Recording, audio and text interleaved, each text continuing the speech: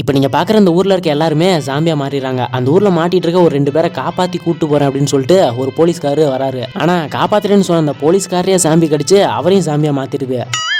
உடனே இவனுங்க 2 பேரும் அங்கிருந்து தப்பிச்சு அங்க இருக்க ஒரு காருக்கு பின்னாடி போய் ஒளிஞ்சுக்கிறானுங்க. இந்த ஜாம்பிலாம் அங்கிருந்து போனவனே நம்ம அங்கிருந்து தப்பிச்சு போயிடலாம் அப்படின்ட்டு பிளான்லாம் பண்றானுங்க.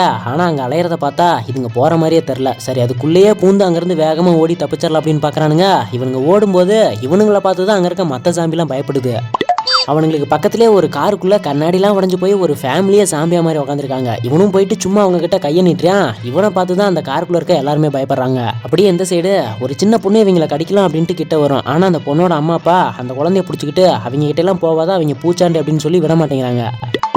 அப்ப அந்த இடத்துக்கு ஒருத்தன் வரேன் வந்து இவங்க கிட்ட சொல்றான், நம்மளெல்லாம் சாம்பி கடிக்காது, நம்ம வாங்க ஜாலியா போயிட்டு ஒரு இடத்துல சில் பண்ணலாம் அப்படின்ட்டு இவனுங்களை ஒரு இடத்துக்கு கூட்டு போறான். அங்க போய் பார்த்தா இவனுங்கள மாதிரியே நிறைய பேரு ஏதோ பார்ட்டி நடக்கிற மாதிரி ஜாலியா பாட்டு பாடியே என்ஜாய் பண்ணிட்டு இருக்கானுங்க. இவங்க கிட்ட மாட்டி கூடாது அப்படின்ட்டு ஒரு சாம்பி அங்கிருந்து தப்பிச்சு வேகமா ஓட பாக்குது.